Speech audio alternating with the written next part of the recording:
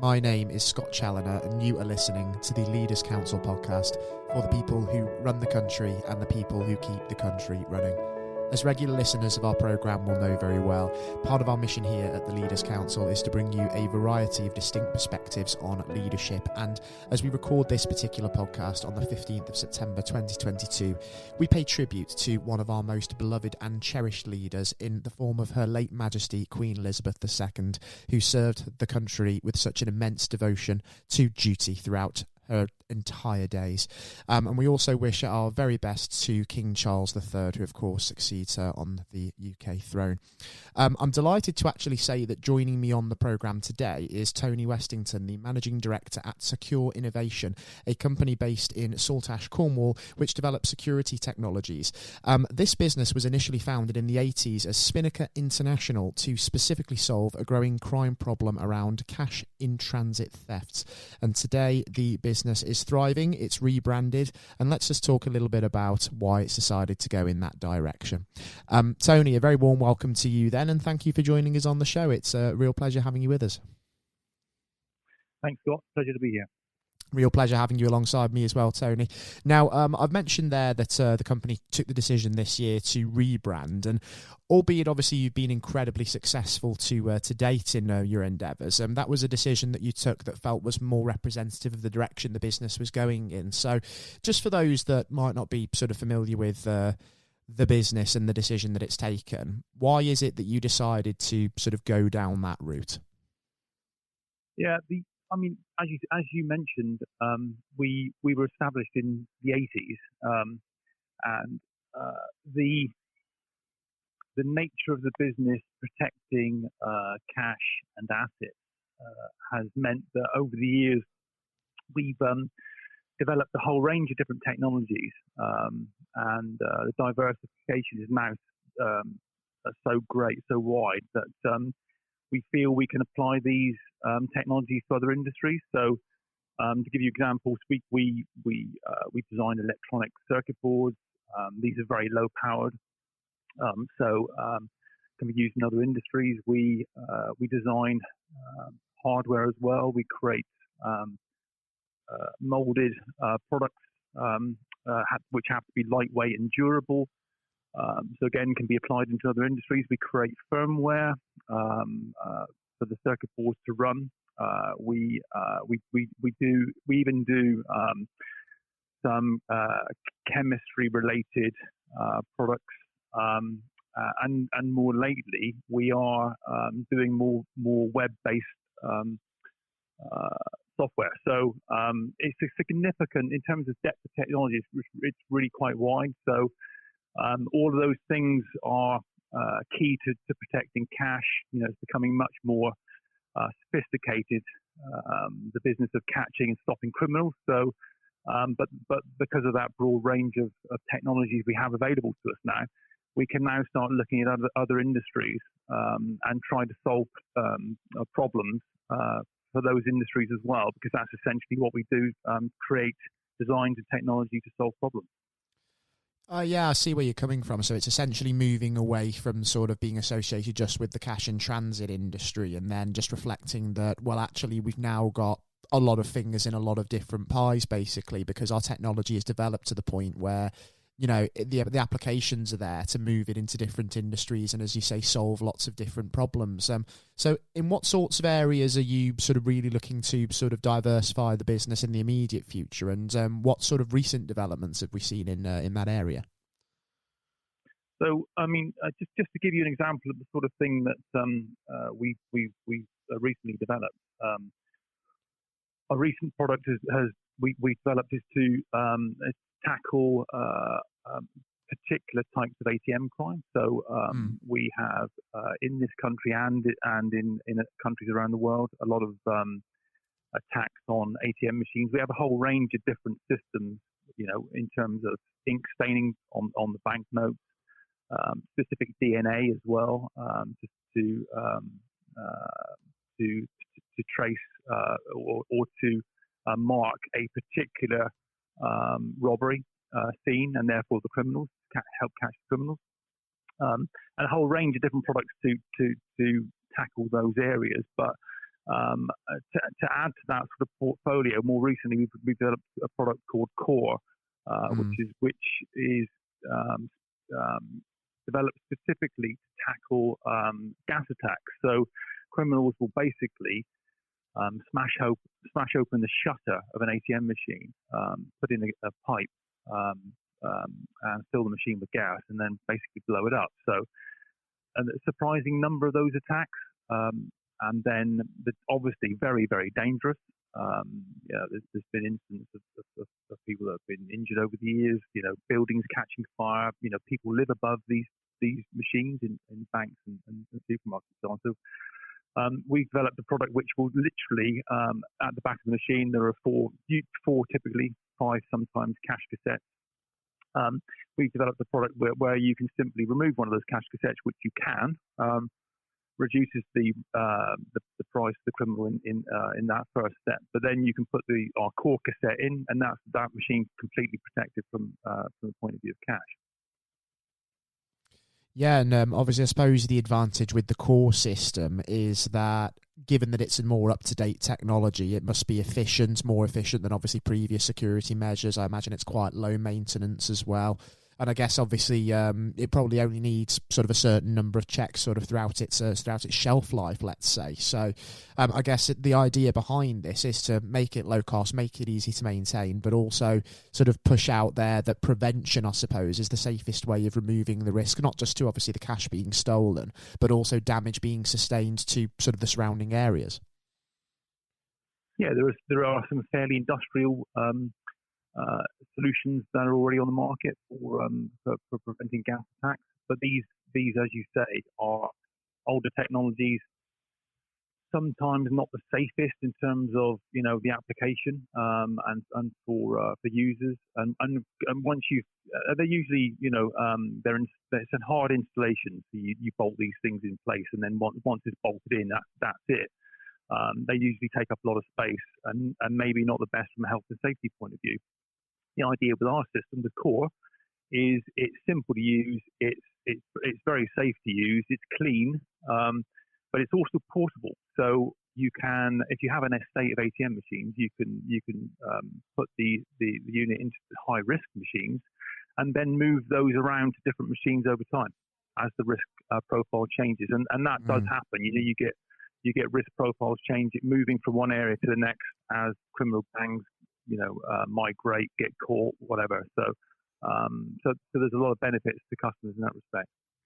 Yeah, certainly. And I suppose another innovation in this area that you're sort of rolling out at the moment is the Remote Planet innovation, which is essentially billed as the first and only integrated cash tracking solution. But again, I think this is an example of something where you have sort of fast and accurate tracking available, then that can actually then be sort of applied to different industries as well. Yeah, it's we've been in the tracking sort of arena for quite a long time because obviously we produce products which protect cash across the pavement. You get those cash products, those stolen, and you need to track them. You need to know where they are. You want to find those that cash, and you want to find the criminal and lock them up. That's the intention. So. But it's a very much over the years we've been using very much off-the-shelf products from other suppliers. So we've developed our own, and the actual tracking device is relatively straightforward to produce, and we have our own. But it's the portal which is the difficult bit. So the Internet of Things is known, is out there, and is used very widely. But it's aimed at the mass market side very much at the moment. So if you want a relatively low cost tracking device, which and you see these coming from Apple and other suppliers, but they you manufacture tens of thousands, hundreds of thousands a year, then those sort of markets, those portals, which will allow you to log on and look at those devices and find out where your asset is, they're fairly plentiful. But for industries like ours, to have a more bespoke device which has to have inputs and outputs which link to specific sensors, that's much more complicated. And once you start talking about that complication, and once you start talking about perhaps not tens and tens of thousands, but a few thousand here and there, it becomes much more difficult to find a supplier. And then to try and find a portal that the device will talk to is even more difficult. So, and these portals are quite often developed for, as I said, those sort of Apple tracking, Apple trackers or whatever, tracking small devices and lots of them, or I don't know, coffee machines, working out how many coffees are being dispensed in particular machines up and down a high street, or even soft drinks machines or whatever. But it's typically mass market. What we're now doing is developing our own portal so that we can actually modify it ourselves specifically for our industry. As our core market, cash in transit, ATMs and so on, as that evolves, and it is evolving, it's going through an evolution at the moment, we can modify that product specifically to follow that market and give that market what it needs, which is great. But that's sort of stage one. And then stage two is because we have the portal, because we have the device, we can then tack on different sensors. We can modify the device. We can modify the portal relatively easily, and we can apply that technology to a completely different market. For example, the water industry. So the pollution of rivers is a very well-known issue and needs a lot more work. It's really in its infancy. I think there's only probably one river in the UK which has a blue badge for swimming, I think. So it's a real problem that needs tackling. You see it on the news quite regularly. So the idea is you can modify that portal. We can apply that portal that we've developed to that industry. We can modify our asset. It's not just a tracking device; it's an asset monitoring device as well. We can modify that and apply it to that industry, so that theoretically you can have sort of smart river. You can have a river which has sensors located periodically all the way through its length, and then you can have those sensors talking directly to the portal, and you can see a pollution event live and deal with it. That's just one example, but it can be used in many other industries. Yeah, certainly seems the case, and I understand that you have had some backing from the European Space Agency in terms of some of its applications elsewhere as well. So seems to be exciting times for this particular type of technology. Yeah, it's getting the European Space Agency backing is not straightforward, as you can probably imagine. So to have their backing, their support, and some financial support is absolutely fantastic. And they gave it to us because they could see that there was a need for this type of product in our own industry. There was more to be done. The cash industry needed a better system, better products, availability of better products, and they could see that, as I just said, that there are other industries which suffered the same as ours with the availability of this type of technology. So. And that we are talking to other companies who can demonstrate a need for this, who say that literally the products that are available to them are few and far between, and are either too expensive or don't have that level of technology that they require. And the European Space Agency have seen that, recognised that as well, which is why they supported us. And it's incredibly exciting. We talked about just some of the applications that this technology can have. I mean, you talked about utilities, you talked about various other industries as well. And I suppose it's important to kind of have that diversification in what you're doing, isn't it? Because if we think about sort of the cash in transit industry at this point in time, particularly so since the pandemic, there's been a lot made about the sort of increased proliferation of sort of card transactions and the declining use of cash. And there is more and more talk of a cashless society in future. So having that diversification in the business, I suppose, from your point of view, is going to be incredibly important, isn't it? it is long term. I think we don't have any concerns in the sort of short to medium term. Mm. I think we've all seen over time, haven't we, that the cash industry has evolved and cash use is gradually reduced as these different payments. Most of us use them. Different cash payments options arrive on the scene, and they still evolve. And you can go in now and you can pay by card, Apple Pay, and the limits increase and so on. And it's great and it's convenient. But in truth, there is still a huge part of society and a large section of that society is disadvantaged in some way. Older people, poorer people, unbanked, who need cash. And it's also those, and you see these these businesses which you totally understand are going cashless, are trying to go cashless, but actually you're disadvantaging a group of society in that. So it's in the long term, is it the wise thing to do? I don't think it is. So I think we need cash. You need electronic payments is great, internet related payment great, but you need cash alongside it because it's the only form of payment where you don't need the internet or power in some respects.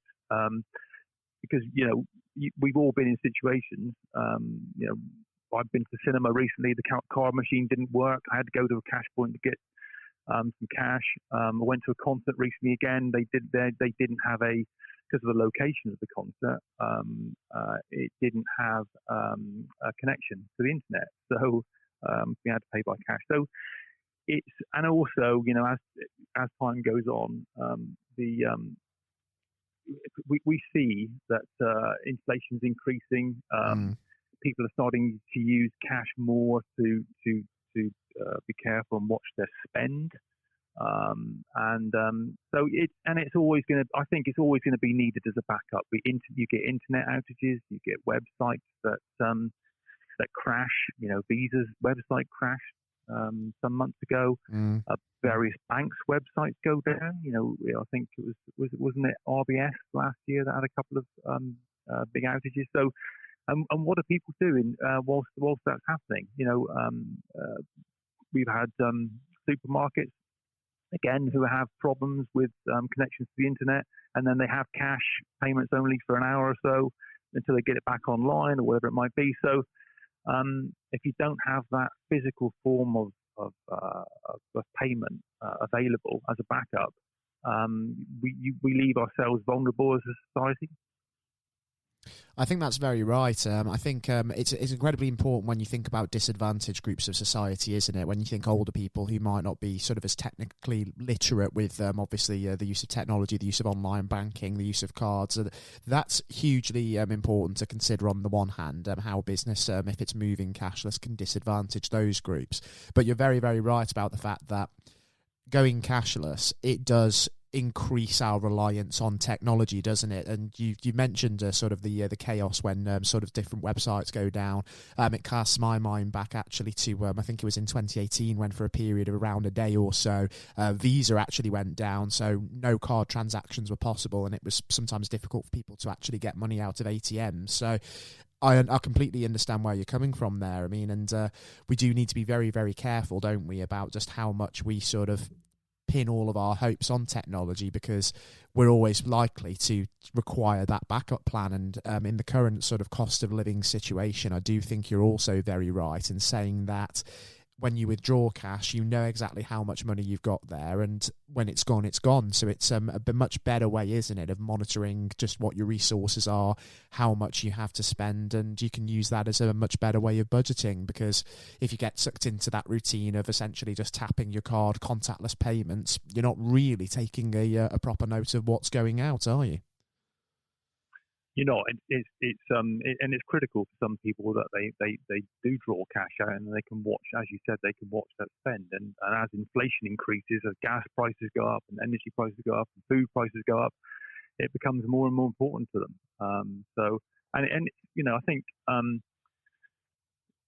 but the bottom line will always be if you don't have a physical form of payment, which doesn't require the internet or power, if you always have that as a backup system, and it has to be circulating in society to make it viable, you will leave yourself vulnerable. I mean, we saw a big dip in the use of cash through the COVID pandemic, didn't we? And yes.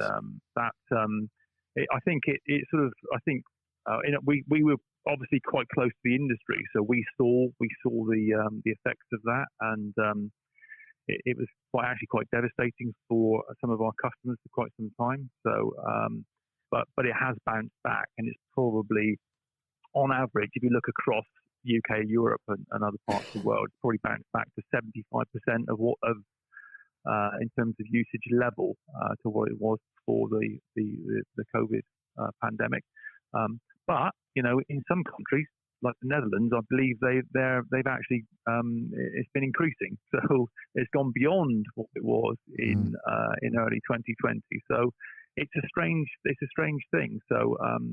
But as society grows, as economies grow, you need more anyway. So because there's more value being distributed around the economy. So, but as you said quite rightly, it has to be available. It has to be available as an alternative payment. It has to be available for disadvantaged groups in society. And we're seeing that stabilise now, and there's been you can imagine it. You get the giant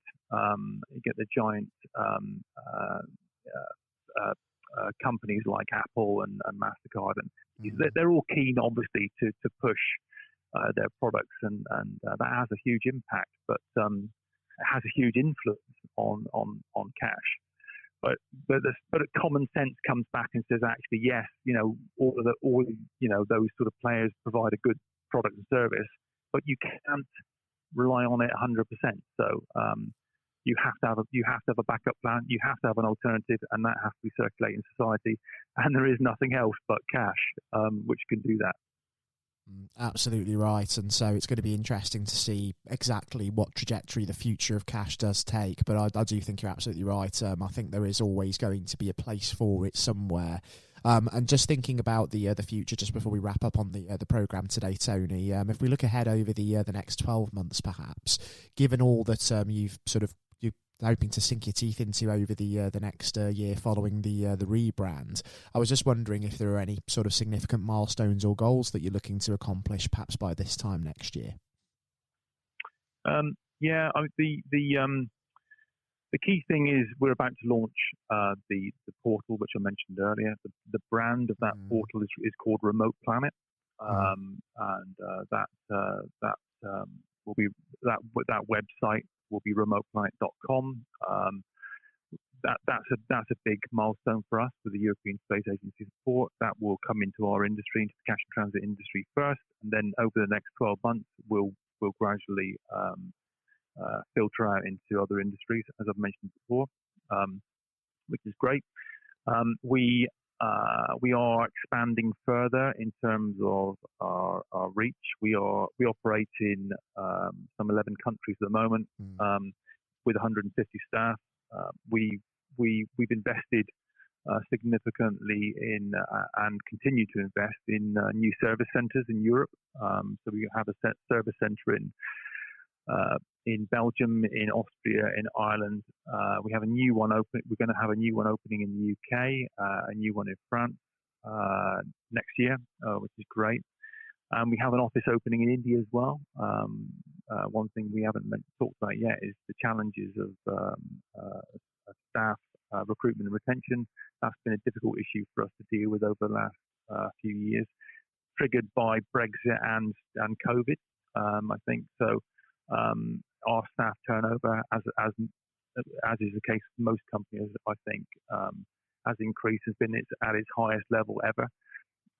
So there's a challenge there, and we, to tackle that, we're introducing new technologies and different working practices across the company. But one of the solutions to our recruitment, particularly of technical staff, is to have an office in India. So we're doing that as well. So we're pretty excited about doing that. And one of their tasks will be in this current climate with inflation, but everyone watching costs as well, is to look at streamlining products, cost reduction, redesigning circuit boards to get costs out, and so on. So that's quite a big task in itself. And then we've also diversified in that we bought a supplier, which we've rebranded as British Energetics. This is a key supplier to us of very small pyrotechnic devices, and they're absolutely key to our products. But they don't really commercialize those products, so we're going to start commercializing some of those products through their new website when it's soon to be up and running, BritishEnergetics.net. And we're developing new products as well. We're working quite closely with Cranfield University at the moment to develop a new pyrotechnic smoke device, which is completely breathable and safe to breathe, which very few devices are. So we're quite excited about that as well. So yeah, that as well as continuing to develop some different versions of some of our ATM systems, A2M, which is ongoing. So increasing the range of different manufacturers' cassettes that we provide. And then the usual day-to-day on top of that. Sounds like you've got plenty to be focusing on over the course of the next 12 months, Tony, and I'm really excited to see how this all transpires for you. So I think it'd be great to maybe catch up on the programme in future and just see exactly where it is all heading. But for now, I mean, I have to say, best of luck with everything that you've got planned, and I think it would be great to, as I say, to catch up in future about all of that. I'd like that very much, Scott. Thanks very much for your time. It's been fantastic. And to everybody tuning into the podcast today, I do hope that you have thoroughly enjoyed the interview with Tony Westington from Secure Innovation today. And if you do want to have a look at the business's new website, securein.com, I believe, would be the best port of call, wouldn't it there, Tony? Yes, that's right. Absolutely. So please do go ahead and have a look at that. And if you have been tuning into the podcast today and you feel that you have your own story of success and of innovation to come and share with us here at the Leaders Council, then by all means, we also want to hear from you. So why not also apply to be on the programme yourself via leaderscouncil.co.uk/apply. Until next time, I've been your host, Scott Challoner, on the Leaders Council podcast today with our guest from Secure Innovation, Tony Westington. Please all take care. And goodbye.